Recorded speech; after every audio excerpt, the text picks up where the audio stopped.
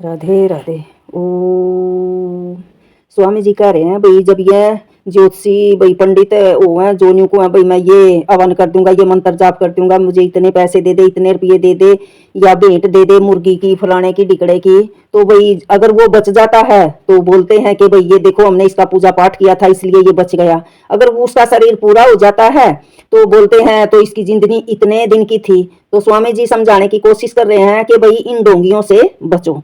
तो हमें भाई पुण्य दान तो करना चाहिए, पर वो अच्छी जगह सोच समझ कर पुण्य दान करना चाहिए भाई, उस दान का फल भी हमें तभी मिलेगा। तो भाई हमें उन ज्योतिषियों को ये उत्तर देना चाहिए भाई, इस ढोंग पाखंड को मत करो भाई, दान चंदा ऐसा मत लो। तो अब आगे चलते हैं। अब रह गई शीतला और मंत्र तंत्र यंत्र आदि, ये भी ऐसे ही ढोंग मचाते हैं। कोई कहता है कि जब हम मंत्र पढ़ के डोरा व मंत्र बना दें तो हमारे देवता और पीर उस मंत्र यंत्र के प्रताप से उसको कोई विघ्न नहीं होने देते। उनको वही उत्तर देना चाहिए, क्या तुम मृत्यु परमेश्वर के नियम और कर्म फल से भी बचा सकोगे? तुम्हारे इस प्रकार करने से भी कितने ही लड़के मर जाते हैं और तुम्हारा घर में भी मर जाते हैं, तो और क्या तुम मरण से बचा सकोगे? तब वे कुछ भी नहीं कर सकते और वे तुरंत जान लेते हैं कि हमारी दाल नहीं गलेगी यहाँ। इससे इन सब मिथ्या व्यवहारों को छोड़कर धार्मिक सब देश के उपकार करता निष्कपटता से सबको विद्या पढ़ाने वाले उत्तम विद्वान लोगों को प्रत्युत उपकार करना चाहिए, जैसे वे जगत का उपकार करते हैं। इस काम को कभी न छोड़ना चाहिए और जितनी लीला रसायन मारण मोहन उच्चाटन वंशीकरण आदि करना कहते हैं उनको भी महापाप मर ही समझना चाहिए। इत्यादि मिथ्या बातों का उपदेश बाल्य अवस्था में ही संतानों के हृदय में डाल दें कि वे जिससे सब संतान किसी के भ्रमजाल में पड़ के दुख न पावे और वीर्य की रक्षा में आनंद और नाश करने में दुख प्राप्ति भी जना देनी चाहिए, बता देनी चाहिए। जैसे देखो, जिसके शरीर में सुरक्षित वीर्य रहता है तब उसको आरोग्य बुद्धि बल पराक्रम बढ़ के बहुत सुख की प्राप्ति होती है। इसके रक्षण में यही रीति है कि विषयों की कथा, विषयी लोगों का संग, विषयों का ध्यान, स्त्री का दर्शन, एकांत सेवन, संभाषण और सपरस आदि क्रम से ब्रह्मचारी लोग पृथक रहकर उत्तम शिक्षा और पूर्ण विद्या को प्राप्त हो। जिसके शरीर में वीर्य नहीं होता वह नपुंसक कर उत्तम शिक्षा और पूर्ण विद्या को प्राप्त हो। जिसके शरीर में वीर्य नहीं होता वह नपुंसक महाकुलक्षणी और जिसको प्रेम है रोग होता है वह दुर्लभ निस्तेज निर्बुद्धि उत्साह साहस धैर्य बल पराक्रम आदि गुणों से रहित होकर नष्ट हो जाता है। जो तुम लोग सुशिक्षा और विद्या के ग्रहण वीर्य की रक्षा करने में इस समय चुकोगे तो पुनः इस जन्म में तुमको यह अमूल्य समय प्राप्त नहीं हो सकेगा।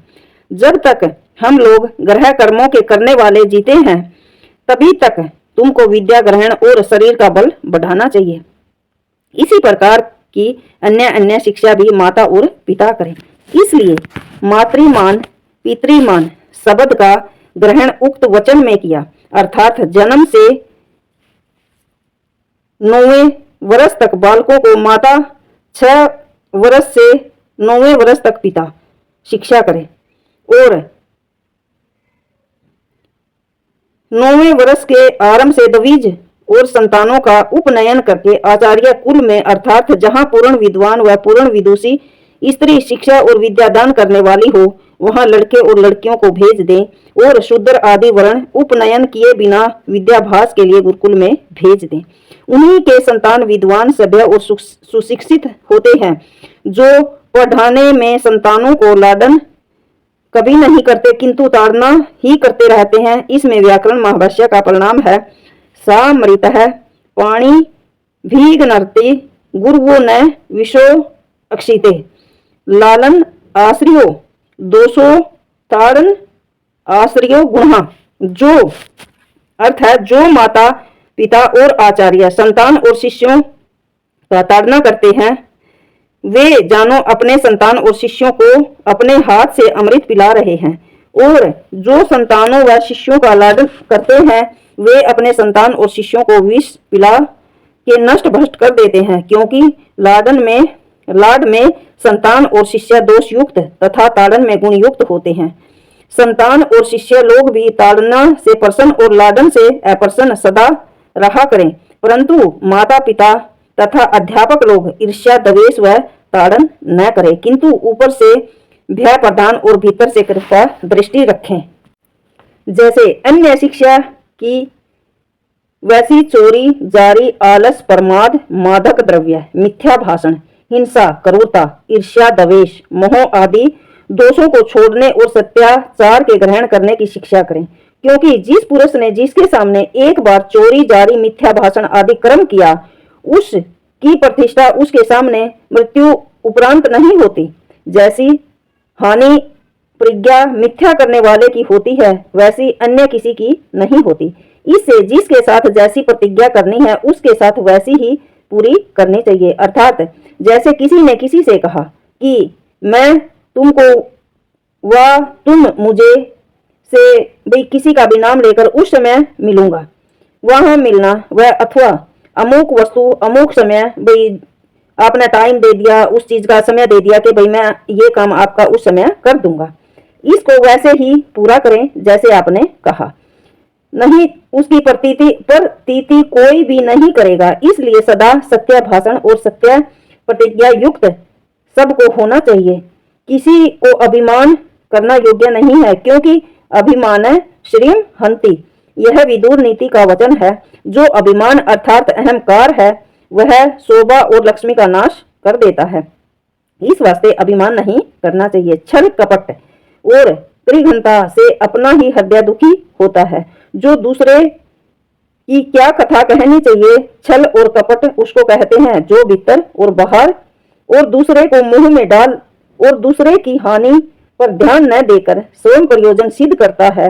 कृतघ्नता उसी को कहते हैं कि किसी के किए हुए उपकार को न मानना, क्रोध आदि दोष और कटु वचन को छोड़ शांत और मधुर वचन ही बोले और बहुत बकवाद न करें।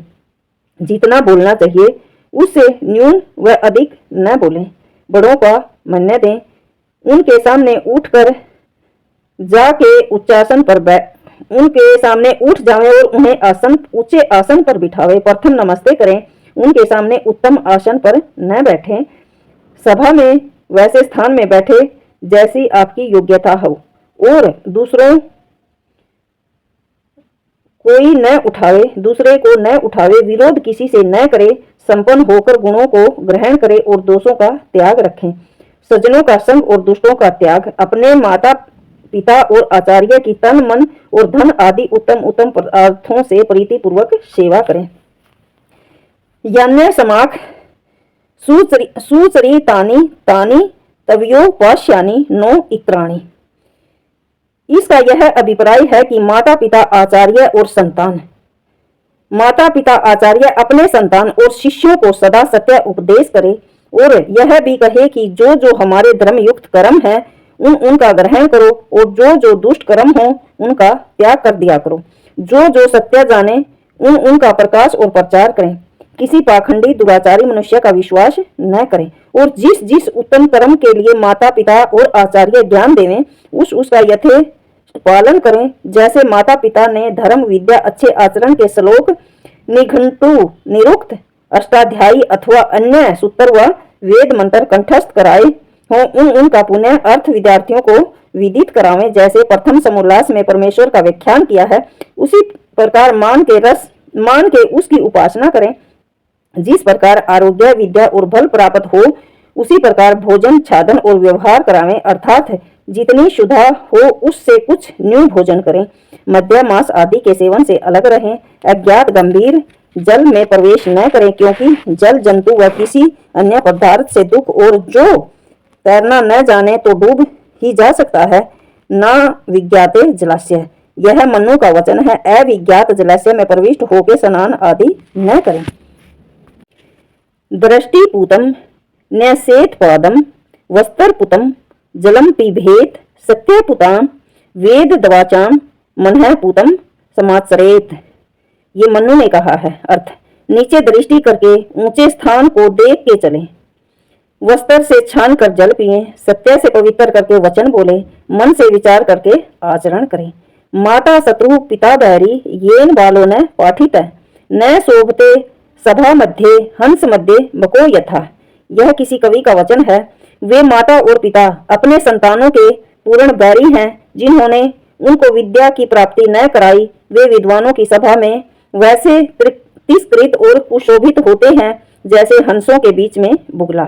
यही माता पिता का कर्तव्य, कर्म, परम धर्म और कीर्ति का काम है, जो अपने संतानों को तन मन धन से विद्या, धर्म, सभ्यता और उत्तम शिक्षा युक्त करना।